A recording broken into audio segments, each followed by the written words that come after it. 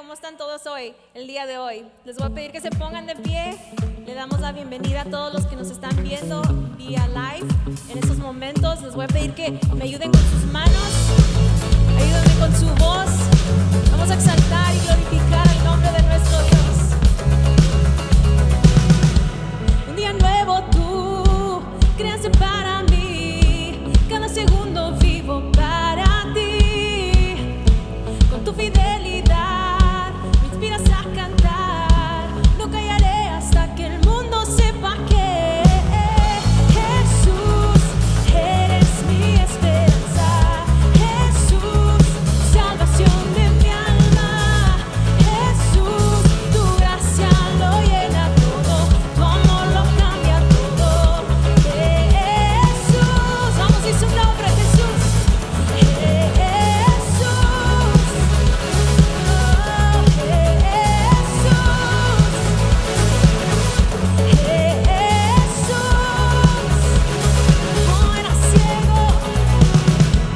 Era ciego y ahora veo tu luz. Soy hombre nuevo, me cambió tu cruz.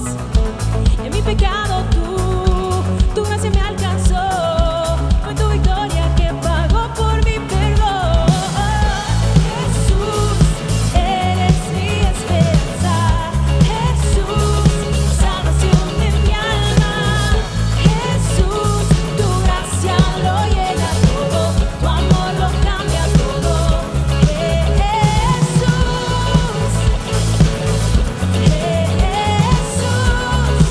te damos gloria.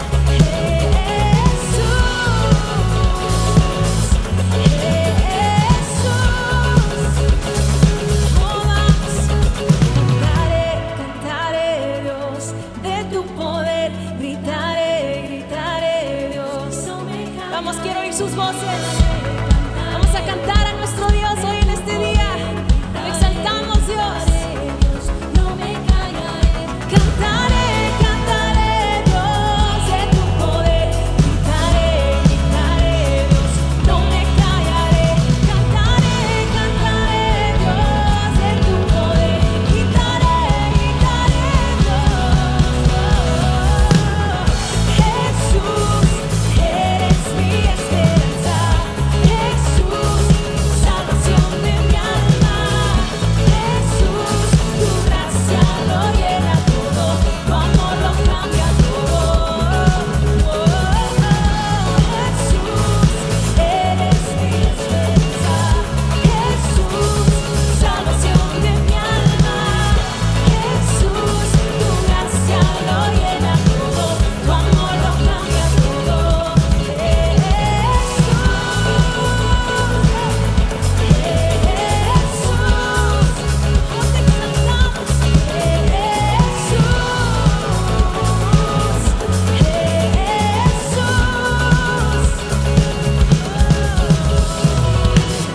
Vamos, exaltamos el nombre de Jesús en esta tarde, amén.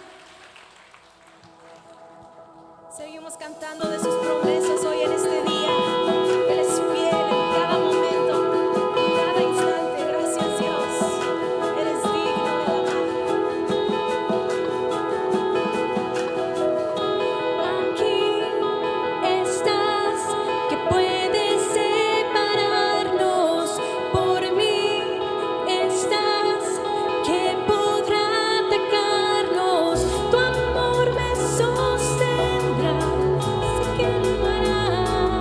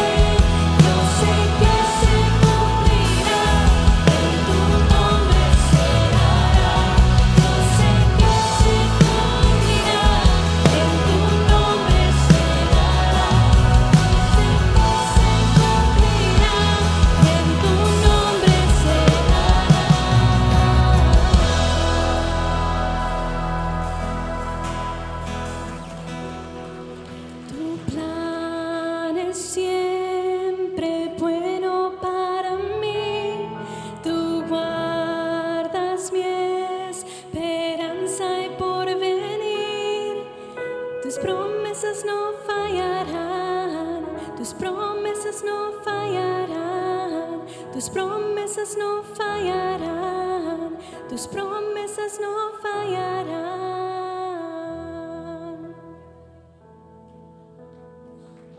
Aleluya. ¿Cuántos tienen un Dios poderoso que puede cumplir todas sus promesas? ¿Cuántos se toman de esas promesas este día y le dicen: Señor, te adoro, porque eres un Dios poderoso, eres un Dios invencible, eres un Dios soberano y nada se escapa, Señor, de tu voluntad? Nada está fuera de tu voluntad, Señor. Tienes el control de todas las cosas. ¿Cuántos pueden creerle a Dios este día?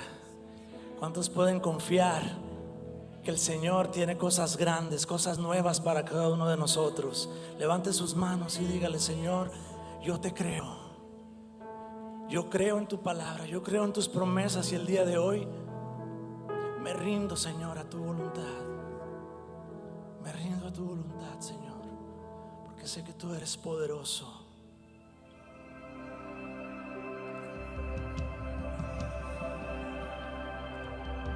Vamos a declararlo.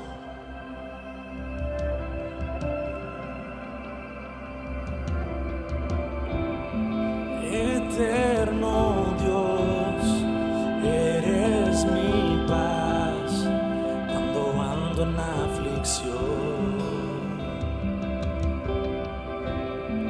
No temeré lo que vendrá, eres mi salvación. Conmigo estás, tú has sido fiel, aun en mi debilidad. En ti pondré toda mi fe, nunca me dejarás. Cristo, mi refugio, ancla de mi fe. Tú estás conmigo, nada temeré. Poderoso Dios, poderoso Dios, eres tú. Él es poderoso.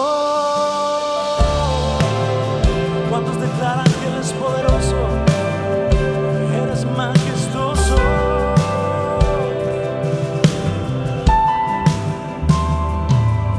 Decimos: fiel Salvador, eres fuerte, hacia ti yo correré. El gran yo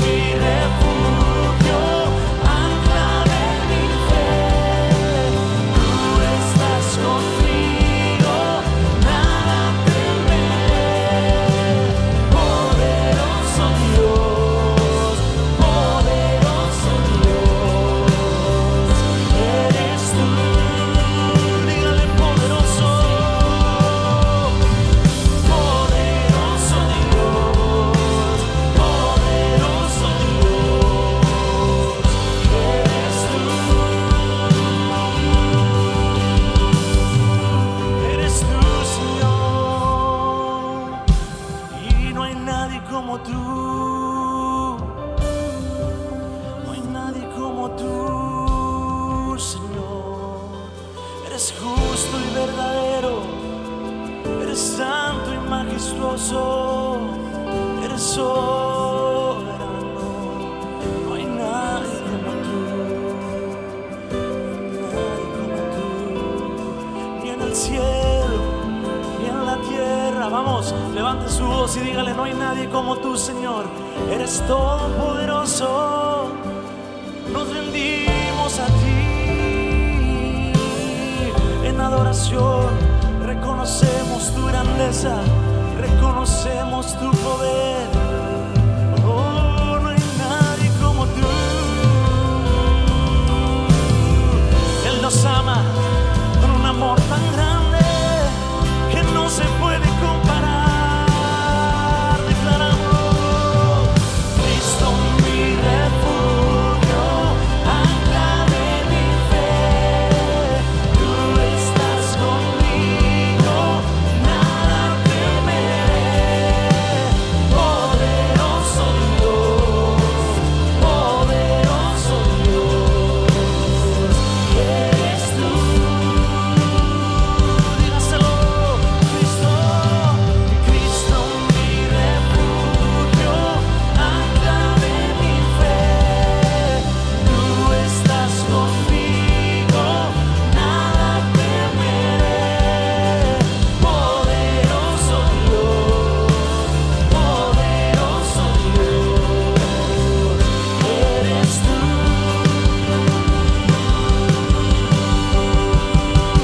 Poderoso Dios, poderoso Dios, eres tú.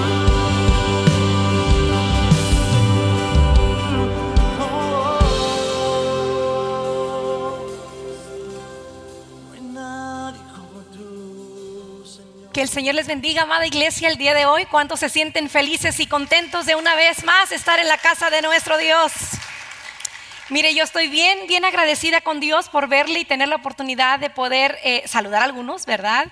Y también porque sé que algunos de nuestros hermanos están viéndonos por ahí vía online, y espero que también se gocen al igual que nosotros y que se preparen para que pronto con la ayuda de nuestro Dios tengamos el privilegio también de estar en casa. Yo sé que no podemos platicar muy cerquita y tampoco saludarnos, pero quisiera que si hay alguien enseguida suyo, que lo más probable es familiar, le diga a usted, a esta persona, dígale: somos salvos por gracia. Si usted nos está viendo desde su casa, dígale por ahí a su esposo, a sus hijos: somos salvos por gracia. ¿Cuántos creen eso? ¿Se acuerdan del mensaje de la semana pasada? Pues esta semana vamos a iniciar una nueva serie, un nuevo mensaje que espero que sea de mucha bendición a su vida espiritual. Y el título de mi serie para esta semana o para las siguientes semanas es Regresa a casa. A ver, repita conmigo: regresa a casa. Yo creo que si estamos lejos de casa nos perdemos el privilegio y la oportunidad de estar en familia, pero también perdemos la oportunidad de gozar ciertos beneficios como hijos. Así es que me gustaría, por favor, que fuera conmigo al Evangelio según San Lucas, capítulo 15, versículos del 11 al 22. El mensaje va a cubrir un poquito más del 22. Obviamente no lo voy a leer porque va a quedar un poquito largo, pero yo se lo voy a explicar en un momentito. Así es que vaya conmigo, por favor, a Lucas. Yo lo voy a leer en la Nueva Traducción Viviente. Me gusta mucho esa traducción, es un poquito más clara, más entendible para nosotros. Así es que vamos a leer. Dice: para ilustrar mejor esa enseñanza, Jesús les contó la siguiente historia. Un hombre tenía 2 hijos. ¿Cuántos hijos? 2. El hijo menor le dijo al padre: quiero la parte de mi herencia ahora, antes de que mueras. Entonces el padre accedió a dividir sus bienes entre sus 2 hijos.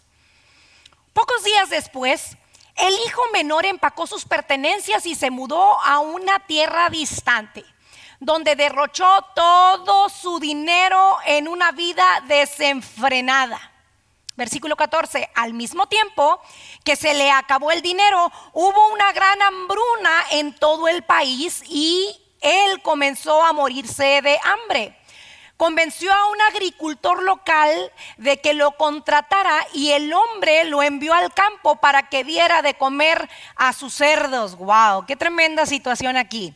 Dice, el joven llegó a tener tanta hambre que hasta las algarrobas con las que alimentaban a los cerdos le parecían buenas para comer, pero nadie le dio, ¿qué? Nada. 17. Cuando finalmente entró en razón, se dijo a sí mismo, en casa hasta los jornaleros tienen comida de sobra y aquí estoy yo muriéndome de hambre. Versículo 18. Volveré a la casa de mi padre y le diré, Padre, he pecado contra el cielo y contra ti. Ya no soy digno de que me llamen tu hijo. Te ruego que me contrates como jornalero. Versículo 20, entonces dice, regresó a la casa de su padre y cuando todavía estaba lejos, fíjese bien, cuando todavía estaba lejos, su padre lo vio llegar, lleno de amor y de compasión, corrió hacia su hijo, lo abrazó y lo besó. Su hijo le dijo, Padre, he pecado contra el cielo y contra ti, ya no soy digno de que me llamen tu hijo. Sin embargo, escuche bien esto. Sin embargo, su padre dijo a los sirvientes, rápido, traigan lo mejor, la mejor túnica que haya en la casa y vístanlo. Consigan un anillo para su dedo y sandalias para sus pies. Mis hermanos, esta palabra es una palabra que puede ayudar a cualquier hijo que ha sentido que ha fallado suficiente y que no puede regresar a casa. Así es que yo le pido por favor que abra su corazón y que se deleite en este precioso mensaje que el Señor tiene para ustedes o para nosotros. Oremos. Dios, gracias te doy en esta tarde por tu gracia, por tu misericordia hacia nosotros. Gracias por tu favor, porque has sido bueno, porque tu mano nos ha cortado para bendecirnos. Llénanos con tu Espíritu Santo, permítenos entender tu palabra y que haga eco en nuestra vida y en nuestro corazón, que redarguya nuestro espíritu y que podamos ser libres de lazos donde el enemigo nos ha llevado creyendo que somos inmerecedores de tu gracia, de tu perdón y de tu amor. Perdona nuestros pecados, Señor, sana nuestro corazón, alcanza cada corazón herido, cada corazón perdido, te lo pedimos en Cristo Jesús. Amén y amén. Una vez más, dígale a la persona que está enseguida de usted, somos salvos por gracia. Somos salvos por gracia. Mire, me gusta mucho el versículo 23. El papá también le dijo a sus sirvientes, dice, maten el ternero que hemos engordado. Tenemos que celebrar con un banquete, porque este hijo mío estaba muerto y ahora ha vuelto a la vida, estaba perdido y ahora ha sido encontrado. Entonces, dice la palabra, comenzó la fiesta. Qué hermoso, ¿no? Qué maravilloso ejemplo. ¿Qué sucede aquí? ¿Qué es lo que está pasando en esta porción de la escritura? Bueno, mire, más adelantito en el capítulo 15, versículo 1 nos dice que muchos recaudadores de impuestos y pecadores se acercaban a Jesús para oírlo, de modo que los fariseos y los maestros de la ley se pusieron a murmurar diciendo, este hombre recibe a los pecadores y come con ellos. Los fariseos tenían un gran problema en que Jesús platicara con algunos pecadores como usted y como yo, ¿verdad?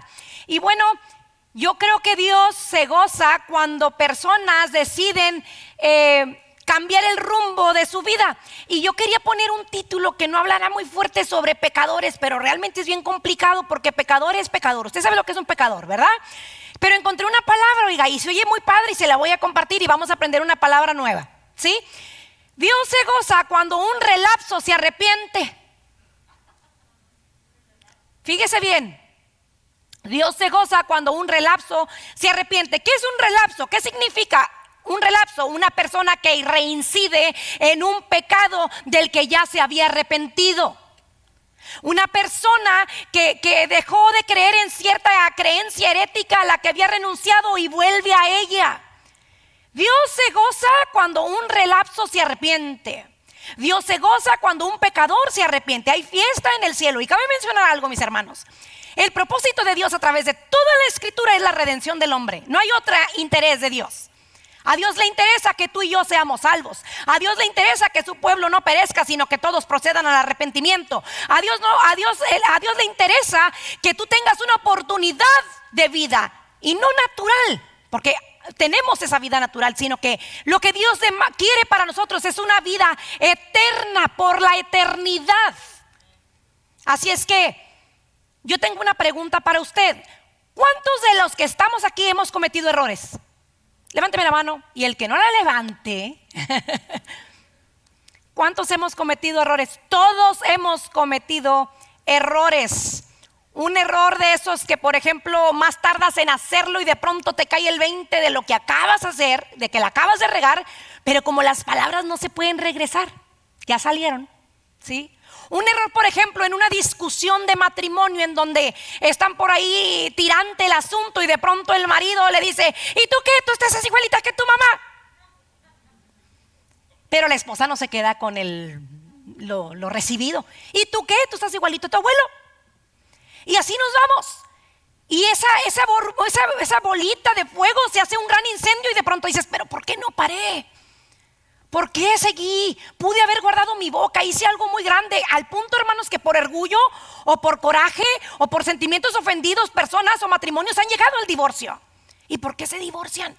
¿O porque ya no quieren estar juntos? Es que me ha herido. Palabras que llegan a lo profundo del corazón. Esos horrores que suceden en nuestra vida por las circunstancias, por las emociones del momento. Y ¿sabe qué? Mire, no estaba en mis notas, pero cabe mencionar esto. No sé si usted entienda, los que vivimos aquí en el Valle, cuántos eventos se han suscitado en los últimos 2 meses con respecto a agresiones dentro del matrimonio que algunas veces, desgraciadamente, han acabado en muerte. O de pronto tenemos personas tan desesperadas por las emociones que recurren a los recursos más bajos para querer controlar o saciar esa falta de control que tienen sobre las circunstancias.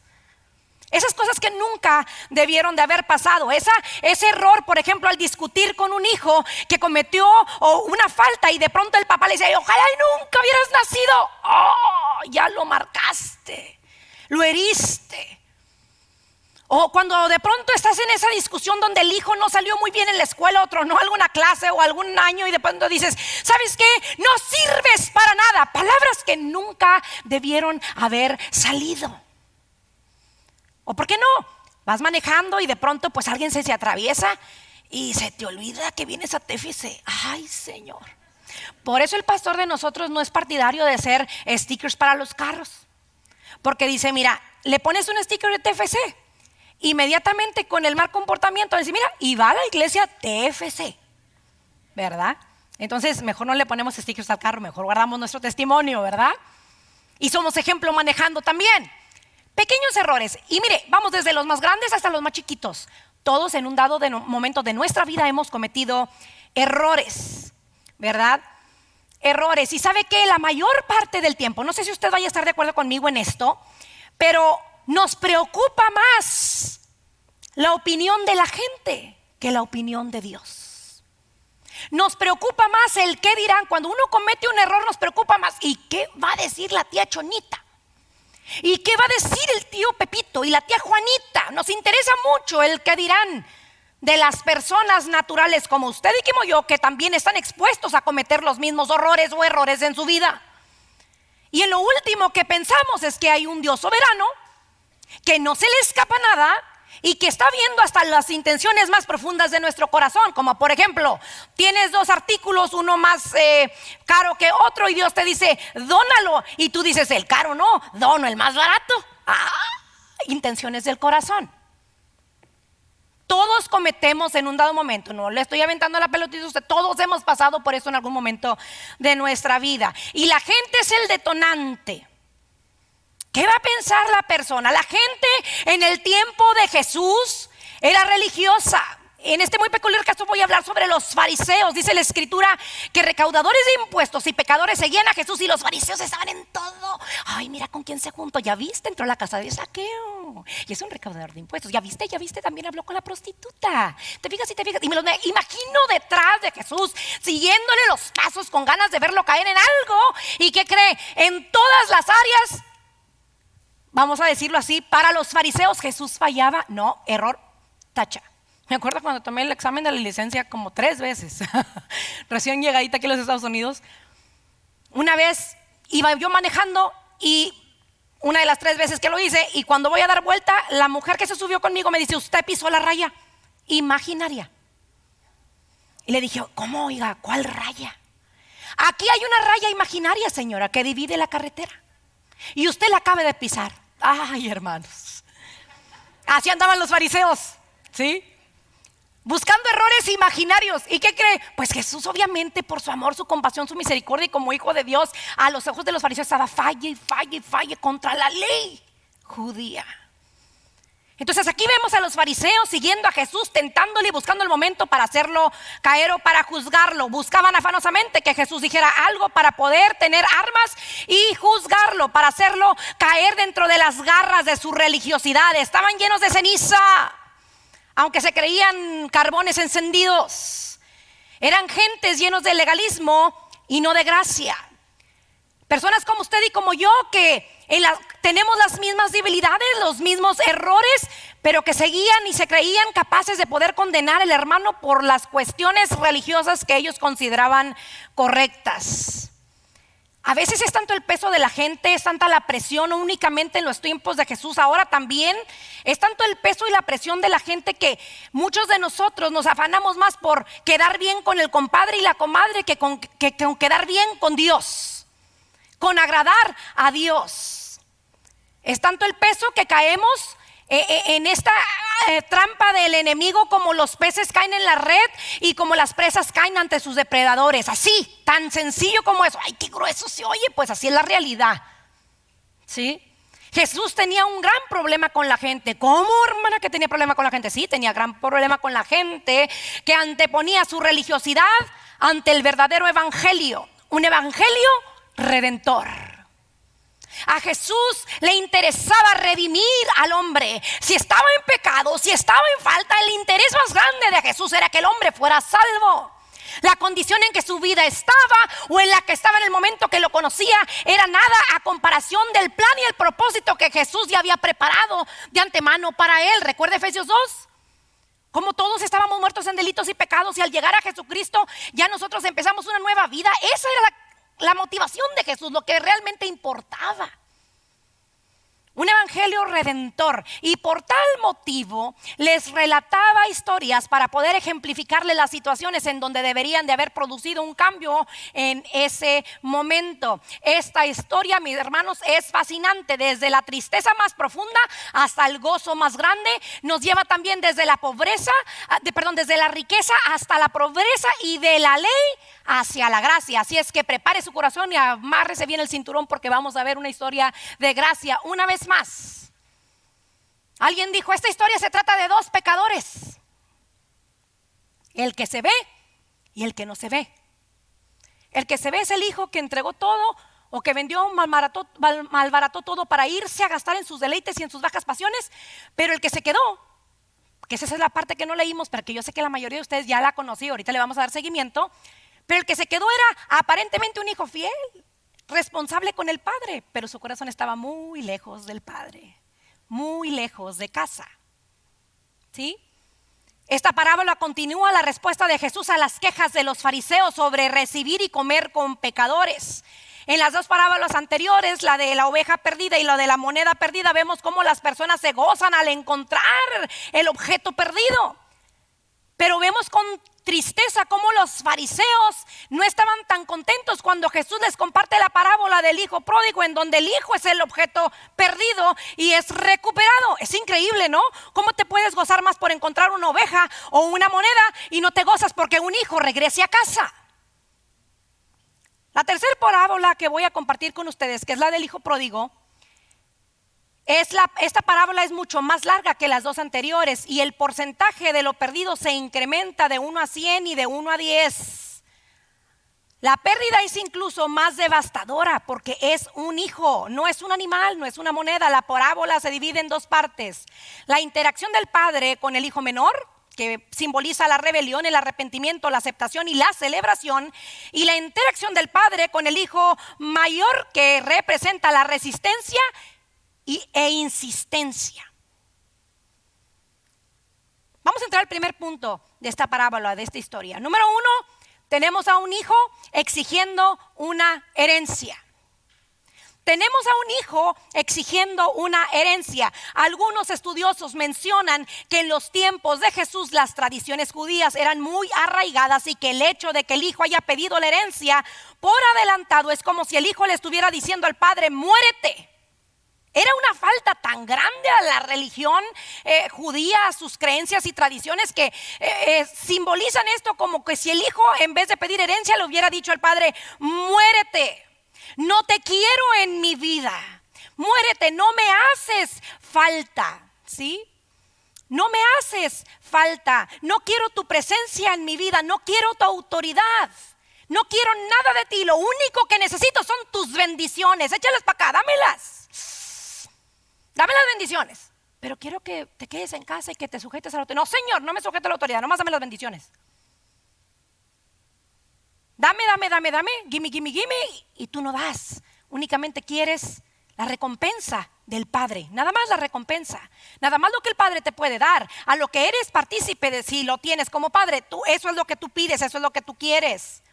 Normalmente las herencias se entregaban una vez que el padre había fallecido, pero vemos cómo este hijo no tenía el menor interés de honrar a su padre y mucho menos de honrar sus tradiciones. No le importaba el padre, en pocas palabras, ¿sí?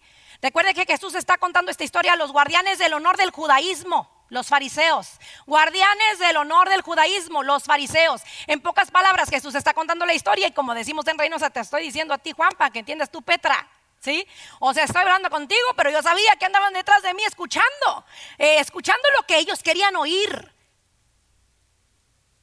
lo que ellos querían escuchar. Este tipo de acción por parte del hijo denigraba mucho la imagen del padre, era una gran humillación. O sea, no nada más el hijo estaba actuando de una manera errónea, mis hermanos, sino que se estaba llevando el padre entre los pies, por decirlo así.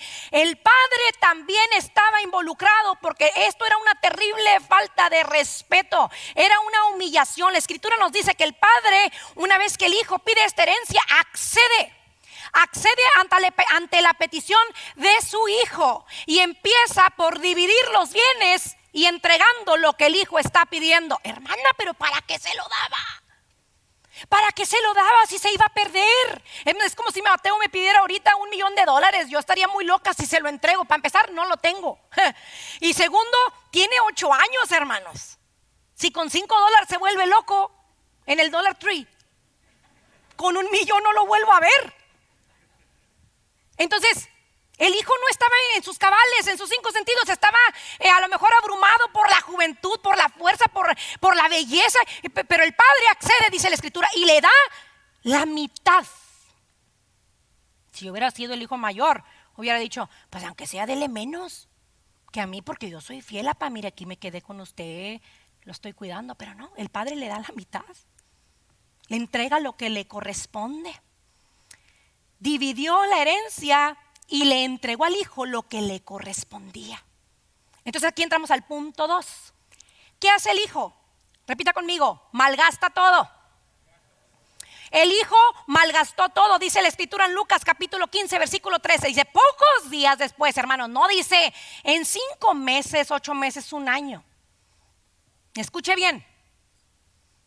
Pocos días después, el hijo menor empacó sus pertenencias y se mudó a una tierra distante, donde derrochó todo su dinero. Si él estaba pidiendo la mitad de la herencia, lo más probable es que esa herencia era en especie. Vamos a decir que la herencia estaba en tierras, en propiedades, en animalitos, a lo mejor alguna casa, una hacienda. ¿En qué momento llega este muchacho a gastar todo el dinero? Muy probablemente este muchacho lo que hizo fue malbaratar la herencia de su padre. Todo lo que al padre le había costado, todo el legado, muy probablemente el sacrificio de muchas o 3, 4, 5 generaciones, él lo vendió, lo mal vendió. Cuando usted tiene una propiedad que vale la pena y usted pide lo que la propiedad cuesta, va a ser difícil que le compren, o va a tardar un poquito más. Pero si usted tiene una propiedad buena y la pone en venta a la mitad del precio, lo más probable, porque usted no sabe cuánto costó. En el caso del hijo, no sabía cuánto le había costado el sacrificio para tener todo eso. Lo malbarata, lo vende y trae cash, trae efectivo. El muchacho traía dinero. Y cuando un joven trae dinero, hermano, cree que puede bajar la luna y las estrellas. Pero cuando no traen, bueno, esa es otra historia. Luego platicamos, ¿verdad? Luego platicamos. Cuando traen dinero, pa, yo aquí, yo estoy grande. Y cuando no traen, nada más me da $5 para el gas. No, bueno, lo platicamos. Es que me la traía aquí, lo que... Sí. Entonces, fue y derrochó todo. Era una vida desenfrenada la que este joven estaba viviendo. Al mismo tiempo que se le acaba el dinero, dice la escritura, hubo una gran hambruna en el país. Ándale, bien complicado el asunto que se le puso. Porque ya había derrochado todo y aparte había una hambruna. En tiempos de hambruna te comías lo que te encontraras, lo que hubiera. Y este muchacho comenzó, dice la escritura, a morirse de hambre, tenía hambre. La única forma de que este joven hubiera tenido dinero es muy probablemente por el mal gasto que hizo, y como no ahorró nada y como no cuidó nada porque no tenía la capacidad de administrarse, se queda sin nada, no tiene dinero, hay hambruna, se está muriendo de hambre. Y vamos al tercer punto, vamos rapidito porque no hay mucho tiempo. Dice el número 3, el punto número 3, empieza a padecer hambre y pobreza. En el versículo 15 nos dice, convenció a un agricultor local de que lo contratara, y el hombre lo envió al campo para que diera de comer a sus marranos. Ay, ahí dice cerdos, pastora. Pero estamos en el valle. Le dio de comer a los marranos. De ser hijo del dueño, de vivir de lo mejor, de pronto lo encuentras mendigando, comiendo o deseando comida de cerdos, de puercos, de marranos. Y no eran carnitas, no eran carnitas con un taquito de maíz y salsita, eran marranos, sin guisar. ¿Sí? Ahí estaban, padeciendo. Olía a marranos, andaba en la suciedad, entre la basura, entre el estiércol, el mugrero. Ahí estaba el hijo del dueño de la herencia, de la hacienda. El joven llegó a tener tanta hambre, dice que hasta las algarrobas con las que alimentaban los marranos a los cerdos les parecían buenas para comer, pero dice que nadie le dio nada. Esto quiere decir que los cerdos tampoco le compartieron, ni los cerdos. Sí, porque luego también dicen que esas algarrobas eran nada más útiles para que animales las digirieran, que el ser humano no tenía la capacidad de digerir. Entonces muy probablemente si se lo hubiera comido lo hubiera hecho súper mal. Entonces ni los marranos le compartieron la comida. Consecuencias, escuche bien. Dios permite que las consecuencias por el pecado actúen en la vida de aquellos que voluntariamente se alejan de Él y quieren hacer las cosas por sí mismos. La escritura nos revela cómo este joven pagó las consecuencias de sus actos, de su desobediencia y la deshonra al padre. La escritura dice que malgastó todo lo que el padre le había dado. En esa herencia había un precio, una vida, un sacrificio. Había un corazón de un padre que muy probablemente siempre lo dio todo por sus hijos. Esa herencia representaba su identidad y representaba su legado, y también reflejaba su propósito. Y sin embargo, leemos cómo este joven tuvo que comer comida o querer compartir comida con animales, con cerdos. Y para los judíos esa era la peor de las humillaciones. La peor por sus tradiciones, que un judío estuviera mendigando de esta manera era de las peor de las humillaciones. Humillación tras humillación, consecuencia tras consecuencia, pecado tras pecado, falta sobre falta. Porque una vez que entras, es bien difícil o se vuelve un poquito complicado dar para atrás. Una vez que hieres a la persona y que sacas todo el veneno, ¿cómo regresas todo lo que sacaste? Lo que puede proseguir ahí es un perdóname, un arrepentimiento genuino, pero mientras que el orgullo está dentro, es no, que me pida perdón ella primero. ¿Somos iguales? No, yo voy a regresar, no, hombre, humillado, prefiero morirme de hambre. Como decía alguien, ¿verdad? El hambre me tumba, pero el orgullo me levanta. Ok, coma orgullo. Me imagino a los fariseos escuchando a Jesús. Acuérdense que esta es una historia, hermanos, yo se las estoy contando, ¿sí? Me imagino a los fariseos escuchando a Jesús. Qué bueno, ándele para que se le quite. Nadie le dijo que se fuera de la casa de su papá. Y eso que pagó, esas consecuencias no son nada a lo que realmente debió de haber pagado. Los fariseos estaban gozosos porque realmente ellos creían que este joven merecía lo que estaba pasando y más. Y mucho más. Dice la escritura, Cuando finalmente este joven, después de todo lo que vive, entra en razón, se dijo a sí mismo: en casa hasta los jornaleros tienen comida de sobra y aquí estoy yo muriéndome de hambre. El pecado te lleva a un punto en el que lo vas a vivir, lo vas a disfrutar, te va a dejar en la calle, se van a retirar los amigos y de pronto todavía vas a poder recordar los privilegios que tenías en casa y vas a añorar regresar a ese lugar de cobertura, a ese lugar de cuidado, a ese lugar de amor, de misericordia que únicamente tu Padre te puede dar. ¿Estarán de acuerdo conmigo los casados? Que cuando nos casamos, cuando vivimos con los papás, les vemos todos los errores del mundo. Ay, no, mi papá era bien exagerado. Ay, mi mamá también, no. Y luego te casas y empiezas a presentar conflictos en el matrimonio y dices: ay, yo quiero regresar con mi papá y con mi mamá. Empiezas a valorar, ¿a poco no? ¿Sí? ¿No? Yo sí. A mí sí me pasó. Cuando yo tenía conflictos, no, hombre, yo mejor me voy para mi casa. A mi mamá me llevaba mi tecito ahí al cuarto cuando me sentía mal. Y ahora yo tengo que levantarme a guisar y a lavarle a Mario. Es broma, mi vida. Cuando empiezas a padecer y empiezas a sufrir y te empiezan a calar un poquito y sientes que te ahogas, quieres regresar a casa inmediatamente. Y a este joven le pasó temprano, porque hay unos que les toca una vida andar deambulando por ahí, no reconocer que pueden regresar a casa en donde el papá está, pero cuesta orgullo, cuesta el orgullo, ¿sí? La arrogancia, humillarte. Dice: allá todos tienen de comer hasta los jornaleros y yo muriéndome de hambre. Volveré a la casa de mi padre y le diré a mi padre: he pecado contra el cielo y contra ti, ya no soy digno de que me llamen tu hijo, te ruego que me contrates como jornalero. Cuando el hijo regresa a la casa arrepentido y confiesa su pecado, él está diciendo: voy a regresar a la casa y le voy a decir a mi padre: yo no merezco ser tu hijo, he pecado contra el cielo y he pecado contra ti. Dice la escritura en 1 de Juan capítulo 1 versículo 9: si confesamos nuestro pecado, Él es fiel y justo para perdonarnos nuestros pecados. Regresó a casa, pero regresó humillado, pidiendo perdón y confesando sus pecados.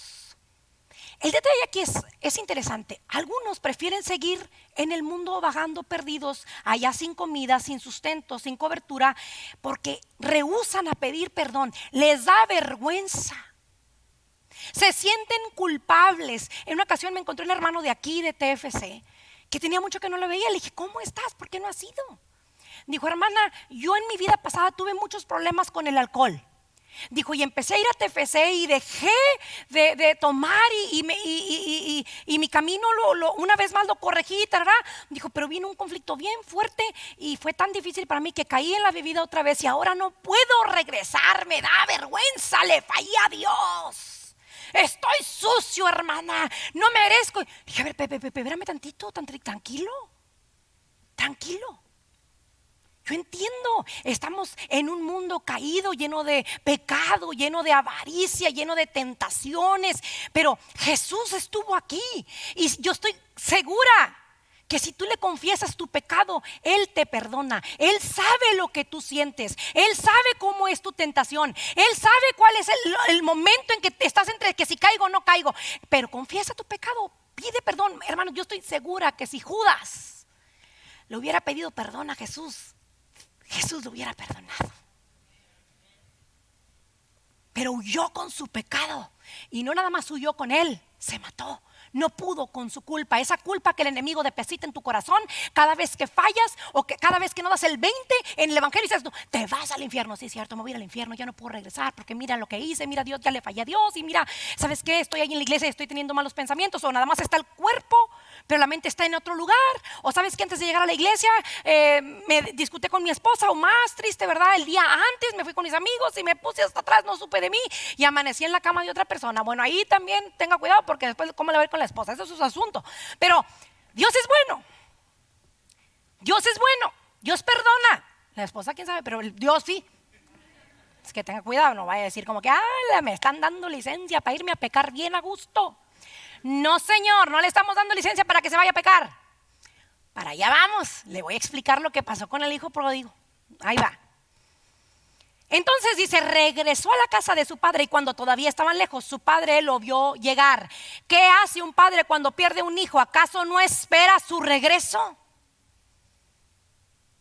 Así es siempre Jesús, buscando al pecador, esperando que regreses a casa, que te arrepientas de tu pecado, que reconozcas que eres débil, que sin Él tú no eres nada y que tú puedes ser más que vencedor únicamente por medio de aquel que te amó y te aceptó tal cual tú eres.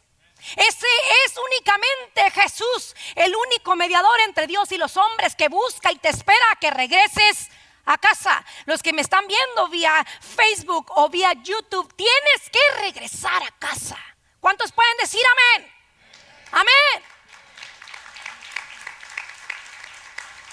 No importa las condiciones en que tú estés, Él te sigue buscando. Dios te sigue esperando. Dice la palabra que este padre, lleno de amor y de compasión, corrió hacia su hijo, lo abrazó y lo besó. Su hijo le dijo, fíjese, confesó el pecado. Padre, he pecado contra el cielo, no nada más contra ti, contra el cielo he faltado. Porque la ley, acuérdese, ¿qué decía la ley? Honra a tu padre y a tu madre.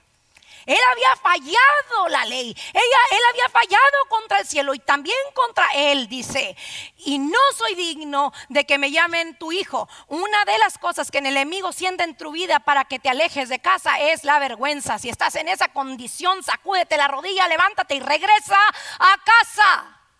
Regresa a casa. Versículo 22, dice la palabra de nuestro Dios. Sin embargo, su padre dijo a los sirvientes, rápido. La escritura no dice que el padre le dijo, ¿por qué se iba? ¿Para qué se fue? ¿De dónde viene? ¿Por qué huele a marranos? Porque olía a marranos. Sabrá Dios cuántos días tenía sin bañarse.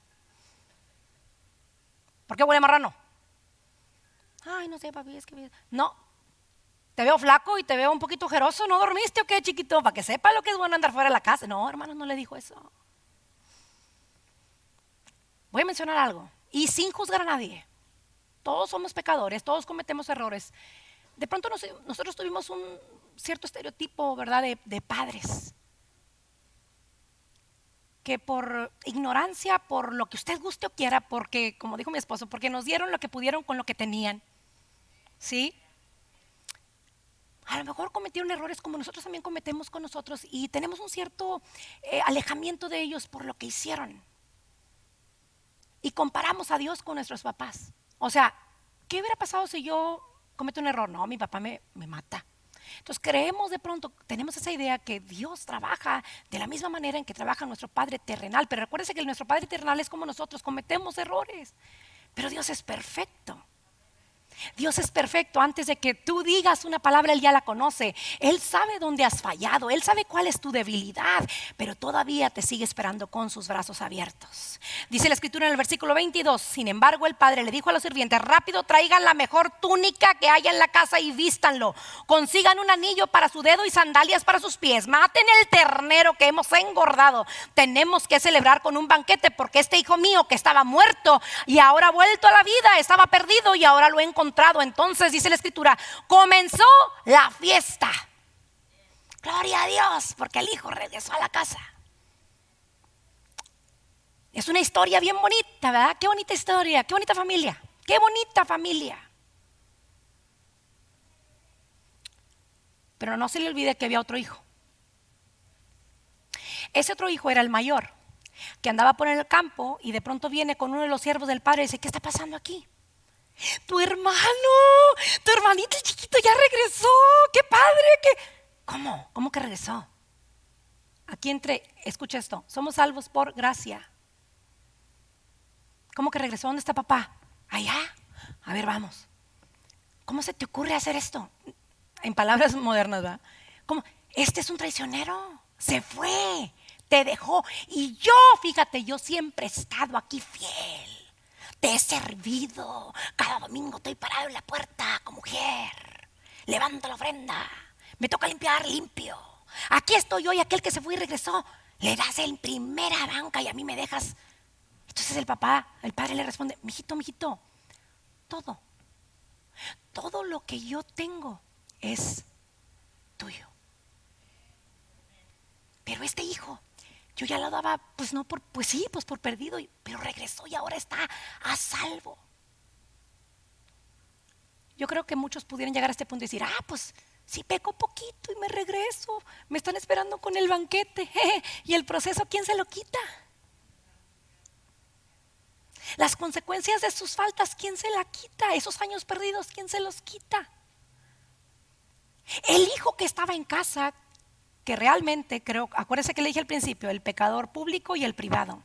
El hijo que estaba en casa estaba ahí por religiosidad o por tradición o por costumbre, pero siento que tenía muy mala relación con el papá, porque mire, no sabía lo que estaba pasando en la casa. O sea, ¿cuántas horas tienes sin estar en la casa aunque estás?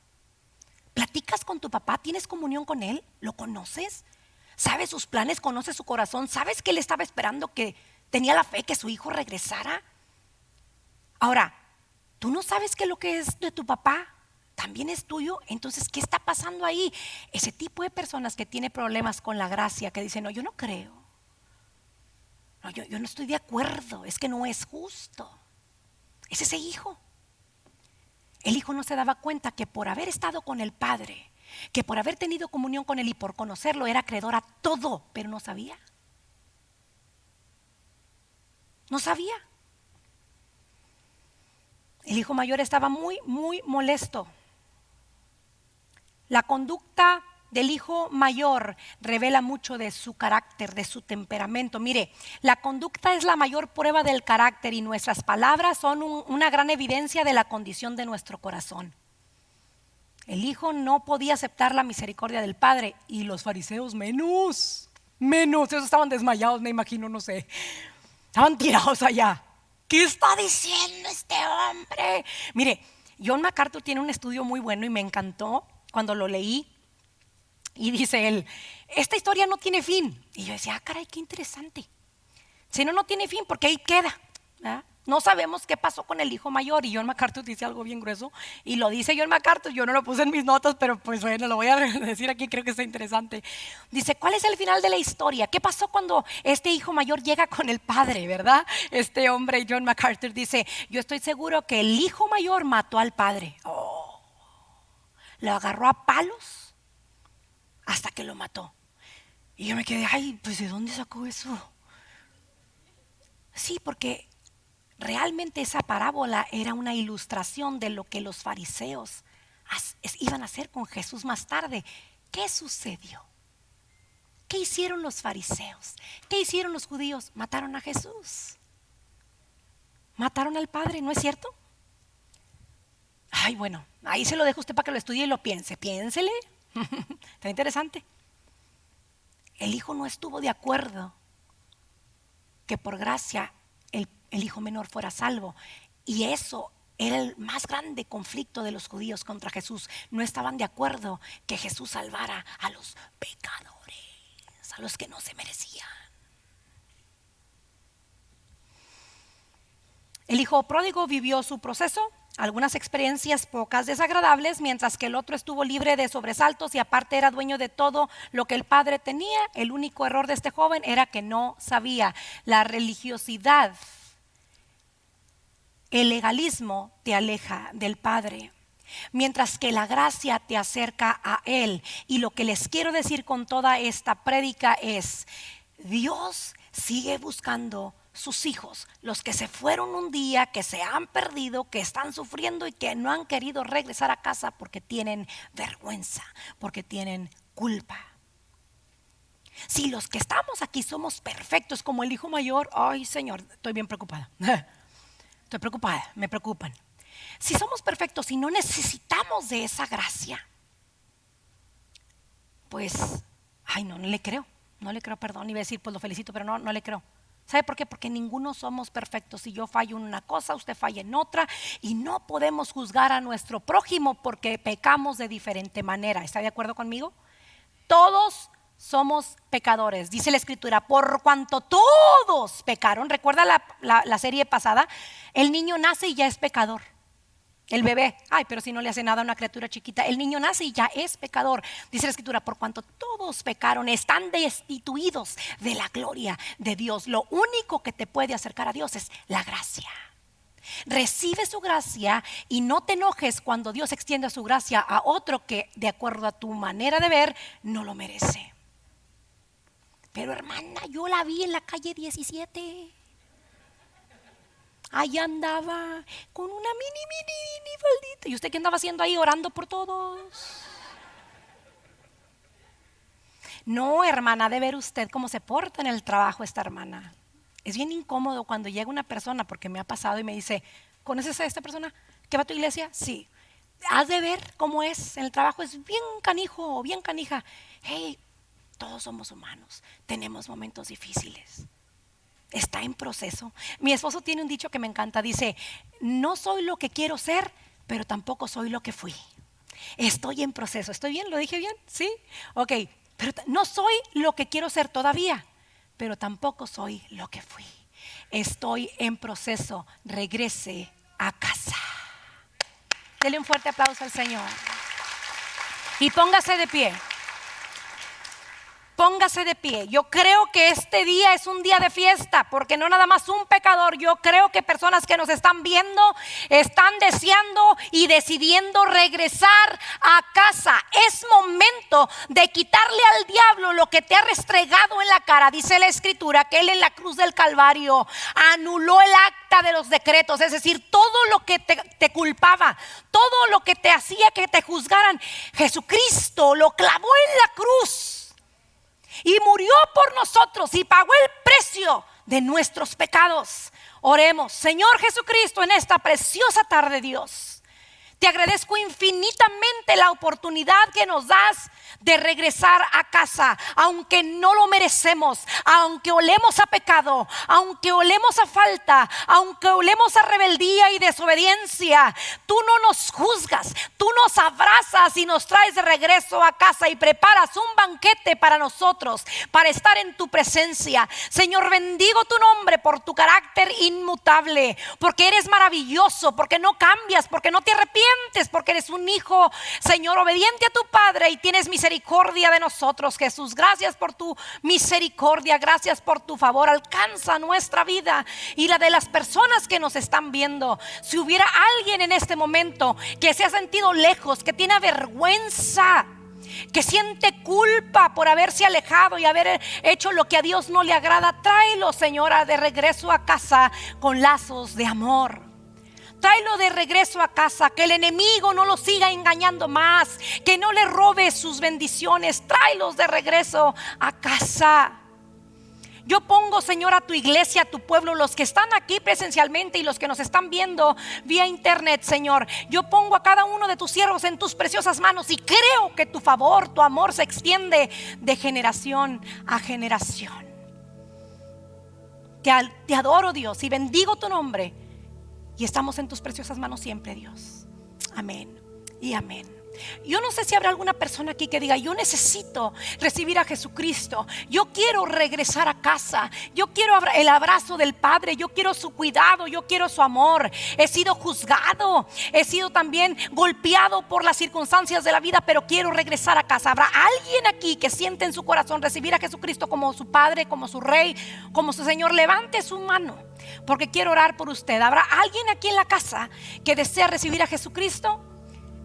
Quiero por favor pedirle, Dios le bendiga, quiero por favor pedirle que si usted que está viéndonos vía internet desea regresar a casa y recibir a Jesucristo, repite esta oración con nosotros. Iglesia, lo hacemos todos unánimes para apoyar a nuestros hermanos nuevos creyentes que han aceptado a Jesucristo. Amén.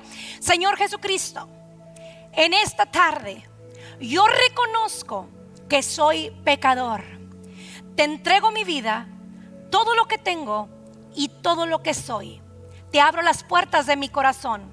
Te recibo como mi Rey y como mi Señor. Gracias, Padre. Amén y amén.